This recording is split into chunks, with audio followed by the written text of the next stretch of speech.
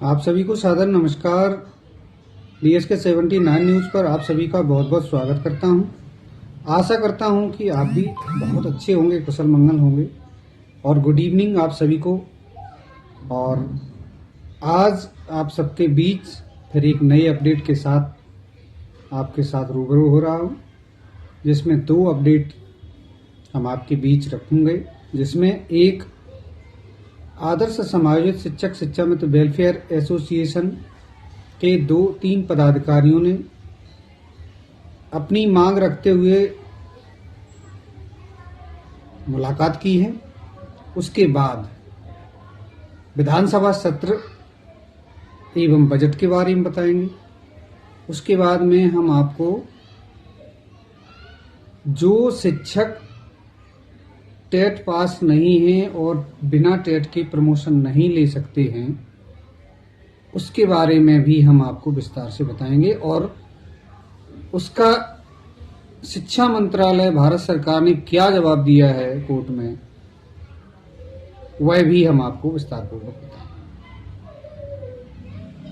जैसा कि आप जानते हैं कि उत्तर प्रदेश में शिक्षा मित्रों की उपापोह की स्थिति बनी हुई है, जिसको लेकर कोर्ट, सरकार और शिक्षा मित्र, जिसमें पीड़ित शिक्षा मित्र हैं और सरकार से भी आशा लगाए हैं कि ये आने वाले बजट में शिक्षा मित्रों के लिए सरकार निश्चित ही कोई ना कोई अच्छा बजट लेकर आएगी और आर्थिक स्थिति को जो है मजबूत करेगी। साथियों, कैबिनेट में अगर सरकार व्यवस्था करती है, बजट में अगर व्यवस्था करके कैबिनेट में ले जाकर के फैसला करती है, तो शिक्षा मित्रों के दिन भी अच्छे आ सकते हैं। लेकिन समस्या इस बात की है कि अब शिक्षा मित्र एक अनुदेशक भाई बहनों के जो आदेश आए हैं, जो कोर्ट ने आदेश दिया है विथ एरियर, तो उसको लेकर के बड़ा उपापोह की स्थिति बनी हुई है।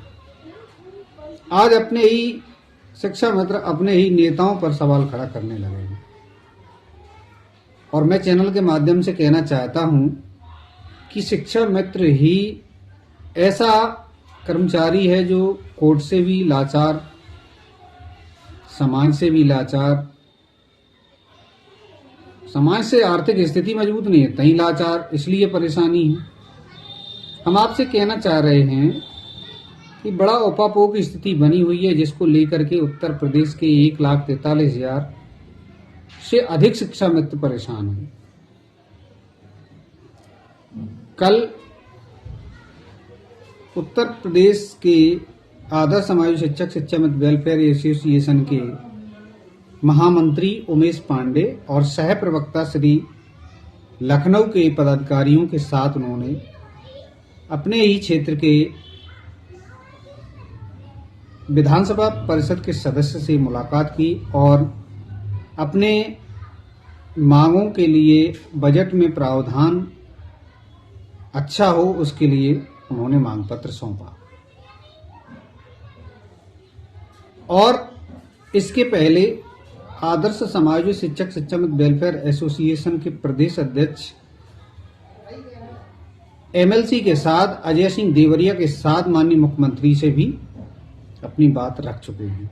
और अजय सिंह देवरिया की डिबेट आप सभी ने सुनी होगी शिव कुमार मिश्रा जी के चैनल पर, और स्वयं उन्होंने खुद कहा है कि मुख्यमंत्री जी ने कार्यक्रम देने की बात कही है। तो इस पर भी चर्चा चल रही है। और उत्तर प्रदेश प्राथमिक शिक्षा मित्र संघ के प्रदेश महामंत्री श्री सुशील यादव जी द्वारा भी इस बात को दोहराया कि उन्होंने कहा है कि जल्द ही सरकार शिक्षा मित्रों को समय भी मुख्यमंत्री देने वाले हैं, जिसमें एक आम सभा का प्रावधान भी रखा जा सकता है, जिसमें सभी शिक्षा मित्र सम्मिलित होकर के माननीय मुख्यमंत्री जी का सम्मान करेंगे और आशा लगाएंगे कि सरकार शिक्षा मित्रों का उसी सम्मेलन में माननीय मुख्यमंत्री जी के माध्यम से अपनी घोषणा हो जाए या शासनादेश आ जाए। माननीय मुख्यमंत्री जी ने समय दिया है तो कुछ न कुछ उन्होंने निश्चित ही शिक्षा मित्रों के लिए रखा है। मैं अपने चैनल के माध्यम से ये कहना चाहता हूं कि सभी शिक्षा मित्र आश्वस्त रहें। मुख्यमंत्री जी हमारे सभी पदाधिकारियों को, चाहे वो सुशील यादव जी हों, चाहे शिव कुमार शुक्ला जी हों, विश्वनाथ सिंह कुशवाहा जी हों, हमारे महामंत्री उमेश पांडे जी हों, अन्य प्रदेश पदाधिकारी हैं जैसे उदयवीर सिंह यादव हैं, ऐसे हमारे संघर्षशील सभी पदाधिकारी अपनी मेहनत में लगे हैं और लगातार लखनऊ में डटे हुए। हमारे क्रांतिकारी पदाधिकारियों में जनपद इटावा से आप सभी जानते होंगे उदयवीर सिंह यादव प्रदेश संगठन मंत्री, आदर्श समाजिक शिक्षक शिक्षा मित्र वेलफेयर एसोसिएशन, जो साई के साथ सबसे अग्रणी पदाधिकारी प्रदेश के माने जाते हैं। लेकिन विश्वनाथ सिंह कुशवाहा जी द्वारा संगठन का रजिस्ट्रेशन अलग करा लिया, क्योंकि नीतियों से, उनके कार्यों से सभी संतुष्ट थे, उन्होंने काम भी अच्छा किया। लेकिन वर्तमान समय की परिस्थितियों को देखते हुए वो इस तरह बीमार हैं कि उनकी व्यवस्थाएं संगठन चलाने की स्थिति में नहीं है और वो कार्यकारी प्रदेश अध्यक्ष कुशवाहा जी को बनाए हुए थे। उसके माध्यम से उन्होंने अपनी कार्यकारिणी का रजिस्ट्रेशन अलग करा लिया, क्योंकि शिक्षा मित्रों के भविष्य की चिंता है। अगर यही राजनीति उन्हें करनी होती तो उनके साथ बने रहते, लेकिन ये बहुत बड़ी गलती की है कि इतना समय लिया। शिक्षा मित्रों का कितना समय चला गया। आप जिस तरह आज अपनी मुस्तैदी के साथ माननीय मुख्यमंत्री जी से 2 बार मुलाकात कर चुके हैं, उसके बाद शिक्षा मित्रों के भविष्य को लेकर के माननीय मुख्यमंत्री जी गंभीर हुए हैं। 5 सितंबर को उन्होंने शिक्षक दिवस पर अपनी बात भी कही, जिसमें उन्होंने कैशलेस इलाज और ट्रांसफर की बात को पूरा किया। अब बारी आती है शिक्षा मित्रों की आर्थिक स्थिति को सुधारने की। तो माननीय मुख्यमंत्री जी निश्चित ही 11 तारीख को बजट पेश करेंगे। उसमें शिक्षा मित्रों के लिए ही एक बड़ा विशाल शिक्षा मित्रों के लिए बजट लाएंगे और निश्चित ही शिक्षा मित्रों के दिन अच्छे होंगे। आप सभी वीडियो में बने रहने के लिए धन्यवाद। लेकिन आपने अभी तक अगर वीडियो लाइक नहीं किया है तो लाइक कर दीजिए, और अगर आप सब्सक्राइब नहीं किए हैं, पहली बार वीडियो देख रहे हैं, तो आप लाइक कर लीजिए। ये विशेष अनुरोध है, क्योंकि अगर आप सब्सक्राइब करेंगे तो हमारा चैनल और हमें सपोर्ट मिलेगा और ये मनोबल बढ़ेगा कि हमें भी अच्छा लगे कि हम अपने भाई बहनों के लिए जो कार्य कर रहे हैं वो कम से कम अच्छा हो रहा है, आप सभी का सपोर्ट भी मिल रहा है। इसलिए लाइक कमेंट जरूर किया करें। मैं आपके लिए ये वीडियो जो न्यूज़ बनाता हूँ इसमें समय लगता है, इसलिए आपसे अनुरोध है कि अपने आप तक हम बिल्कुल सत्य और सटीक बात पहुंचाएं और आपका भी सपोर्ट मिलना चाहिए। अगर सही सूचना है तो ही लाइक करना, वरना नहीं करना। लाइव सेशन इसलिए कम चलाता हूं कि लाइव में कुछ बातें ऐसी निकल जाती हैं जो पूर्व निर्धारित नहीं होती हैं, इसलिए मैं वीडियो बनाकर एडिट करके आपके बीच सभी समाचार प्रेषित करता हूं। अब बात आती है अनुदेशक बहन भाइयों की, तो मैं उनको अपने चैनल के माध्यम से कोर्ट से जो आया हुआ फैसला, उनके लिए बहुत बहुत बधाई के पात्र हैं। और उन्होंने जो अपना मुकदमा केस जीता है उसके वो असली हकदार है।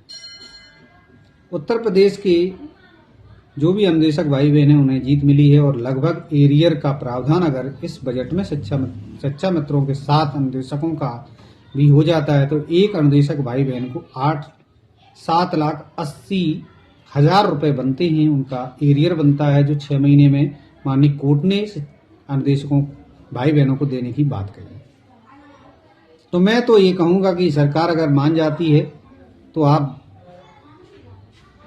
बहुत अच्छे जीत पाए हैं और मुझे नहीं लगता है कि सरकार ना माने, निश्चित ही सरकार मानेगी और ये डबल बेंच का फैसला है और सरकार शिक्षा मित्रों की भांति इनका भी नियमितीकरण नहीं कराएगी।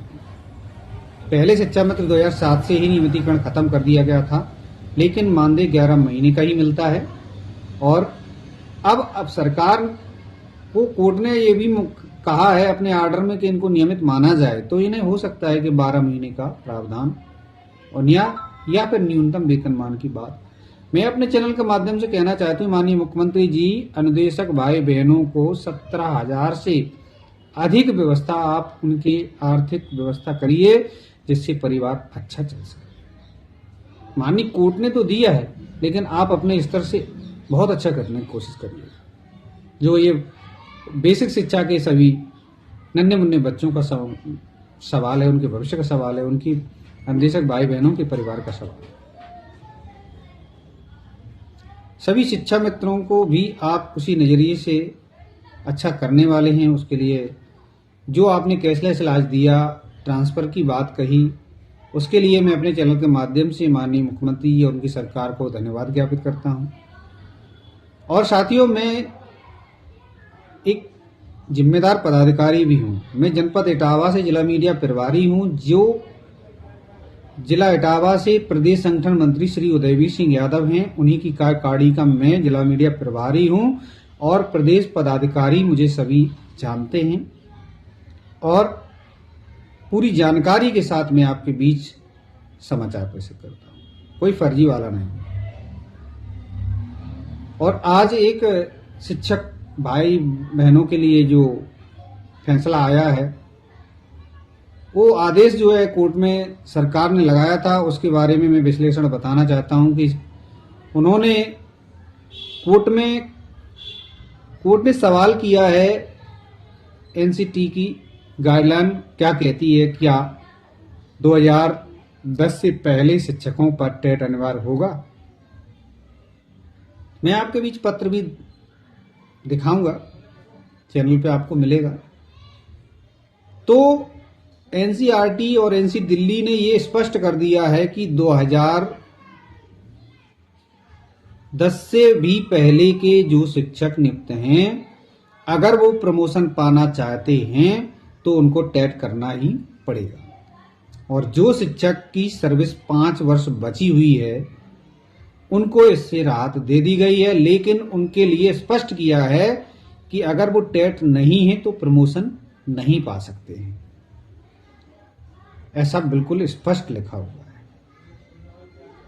ये उत्तर भारत सरकार ने दिया, इसलिए टेट अनिवार्यता 2010 से पहले की नियुक्त शिक्षकों पर भी है, जिसमें स्पष्ट लिख दिया है कि अगर 5 वर्ष से अधिक सर्विस 2010 से नियुक्त पहले शिक्षकों की है तो उनको टेट करना ही पड़ेगा। ये एक शिक्षक की शिक्षक होने की पात्रता परीक्षा के संबंधित है, इससे छूट नहीं दी जा सकती। ऐसा सीधा जवाब दिया है। तो ये अपडेट आपके बीच स्पष्ट है और जो शिक्षक साथी अभी परीक्षा देने गए थे, वो बड़ा सोशल मीडिया पे मुझे देखने को लगा, बड़ा अजीब भी लगा और बड़ा एक कष्ट भी हुआ कि जब भर्ती हुई थी उस टाइम सभी शिक्षकों की नियुक्ति करने की गाइडलाइन एक शासनादेश सरकार ने किया था, जिसमें टेट अनिवार्य 2010 से पहले नियुक्त शिक्षकों के लिए नहीं थी। 2010 से पहले सभी शिक्षा मित्र भी नियुक्त हुए थे, जिसमें एनसीटीई ने शिक्षा मित्रों को पैरा टीचर मानते हुए टेट से भी छूट दी गई थी, लेकिन नहीं मानी गई। टेट को लेकर के समायोजन ही रद्द कर दिया था, लेकिन सरकार के पास सीधा सा आदेश दिया था कि सरकार चाहे तो दो अटेम्प्ट में टेट पास कराए और तब तक शिक्षा मित्रों को सवेतन का मतलब होता है वेतन देने के साथ साथ सहायक अध्यापक मानते हुए इनसे कार्य ले सकती है। जो टेट पास नहीं कर पाते हैं उनसे जो है स्पष्ट कहा जाए कि आप टेट पास करिए और आइए, और 2 अटेम्प्ट में आपने टेट नहीं किया है तो सरकार अगर आपसे तीसरा अटेम्प्ट सरकार अगर देना चाहती है तो आप उसके पात्र होंगे, अन्यथा 2 अटेम्प्ट के बाद जितने भी शिक्षा मित्र टेट पास हो जाते हैं वो सहायक अध्यापक की श्रेणी में आते हैं। लेकिन ऐसा सरकार ने नहीं किया। माननीय सुप्रीम कोर्ट ने सीधा गाइडलाइन नया जारी कर दिया है कि जो शिक्षक 2010 से भी पहले के नियुक्त हैं तो आप टेट से बच नहीं सकते। तो ये हमारे सभी बेसिक के कर्मचारी जो शैक्षणिक कार्य करते हैं उन पर सब पर लागू होता है। और अब सरकार क्या पॉलिसी लाती है, पैरा टीचर मानकर वेतन देना चाहेगी या फिर मानदेय बढ़ाएगी, ये सरकार के ऊपर निर्भर है। मैंने पिछले चैनल पर बताया था पैब रिपोर्ट के बारे में कि पैब रिपोर्ट 2017-18 और 18-19 में शिक्षा मित्रों के 10,000 से लेकर 26,000 और 29,000 मानदेय की बात है। और उसमें ये भी स्पष्ट कहा है कि जो पैरा टीचर हैं, जो प्रशिक्षित शिक्षक हैं, उनके लिए 38,878 से पूरा वेतन बढ़ते हुए उनको मिलना चाहिए और वेतन मिलना चाहिए, ये प्रावधान उसमें दिया था। और अन्वेषक भाई बहन इसी प्रावधान के तहत आज एरियर शहद जीत कर आए हैं, ये बात स्पष्ट है। इस एरियर शहद वो जीत कर आए हैं, उनको इसलिए बधाई देना चाहता हूं कि उन्होंने पैरवी अच्छी की और सरकार ने भी दलीलें अच्छी दी, जो उनको जीत मिल गई। अब शिक्षा मित्र किस स्थिति से जूझ रहे हैं, उनको एरियर की बात छोड़ो, उनको नियमितीकरण और उनको पैरा टीचर का मानदेय भी नहीं मिल रहा है, जिनकी सर्विस 25 साल और 20 साल से किसी की कम नहीं है। और सरकार बिना टेट पास सभी शिक्षकों को वेतन पर रखकर उनको मौका दे रही है और शिक्षा मित्रों को वही कार्य करने का पूरा मुआवजा भी नहीं मिल रहा है। ये बड़ी उपापोह की स्थिति है। मैं अपने चैनल के माध्यम से कहना चाहता हूं कि माननीय मुख्यमंत्री जी, शिक्षा मित्र भी उसी परिसर में नन्हे मुन्ने बच्चों को वही शिक्षा देने का काम करते हैं जो हमारे शिक्षक करते हैं। इसलिए मैं पुनः अनुरोध करना चाहूंगा कि शिक्षा मित्रों को पैरा टीचर का वेतनमान दे दीजिए, या फिर उत्तराखंड की भांति जितने भी हमारे टेट पास शिक्षा मित्र हैं उनको सीधा सहायक अध्यापक बना दीजिए। और हमारे जितने प्रशिक्षित शिक्षक हैं, शिक्षा मित्र हमारे सभी शिक्षक की योग्यता पूर्ण रखते हैं, और जो प्रशिक्षित जितने हमारी सभी शिक्षा मित्र हैं, भाई हैं, बहनें हैं, उनको सीधा 38,878 वेतन दे करके उनकी आर्थिक स्थिति को मजबूत किया जा सकता है। हमने देखा है कि वीडियो देखकर हमारी बहनें कमेंट नहीं करती। अरे आपके भाई के माध्यम से सोचकर इस चैनल को सपोर्ट कीजिए, आप कमेंट किया करें। हमारे जितने भी भाई हैं, जितनी भी बहनें हैं, सब शिक्षा मित्र भाई बहन हैं, और आप सभी का प्यार सपोर्ट भी मिलना चाहिए। अगर आप वीडियो को पहली बार देख रहे हैं, वीडियो अगर लंबा लग रहा है तो वीडियो में समय तो देना पड़ेगा। अगर आपको जानकारी चाहिए तो समय देना ही पड़ेगा, और आप अपने मन की जो भावनाएं हैं वो इस चैनल पर कमेंट जितनी करेंगे, जितनी लाइक करेंगे, इस वीडियो को जितना शेयर करेंगे, उतने ही बात आपकी जन सामान्य व्यक्तियों के बीच जाएगी और समाज के बीच जाएगी। और जितने भी सरकारी प्रतिनिधि हैं, जितने भी विपक्ष के जनप्रतिनिधि हैं, उनके पास नहीं जाएगी। तो आपकी इस चैनल के माध्यम से बात भी उठेगी। शिक्षा मित्र कितने पीड़ित हैं। आज शिक्षा मित्र 25 वर्षों से लगातार सेवा दे रहे हैं और उनको उनका मानदेय स्थिति जानी जाए तो मात्र 10,000। महंगाई कहां से कहां पहुंची। बच्चियां शादी योग्य हैं, पढ़ने योग्य उनके बच्चे हो गए, आखिर वो क्या करें। सरकार को सोचना ही पड़ेगा। बेसिक शिक्षा में उन्होंने पूरे जीवन को लगा दिया, दूसरी नौकरी भी नहीं देख पाए, लेकिन आज उनकी स्थिति ऐसी है कि वो खुद भविष्य को लेकर चिंतित हैं। जिनकी सर्विस किसी की 5 वर्ष, किसी की 10 वर्ष, किसी की 12 वर्ष, किसी की 15 वर्ष, इससे अधिक नहीं बची। हमारे साथ ही रिटायरमेंट होने लगे, खाली हाथ जाते हैं। बड़ी दुख की बात और कष्ट की बात है। आप सभी से अनुरोध है कि आप अपनी बात कमेंट में रखें, जितनी कमेंट आप करेंगे उतनी ही बात अच्छी होगी। आप अपनी भावनाएं व्यक्त करें। ऐसी सूचना देखने के लिए आप हमारे चैनल पर जुड़ें और चैनल को लाइक और सब्सक्राइब जरूर किया करें।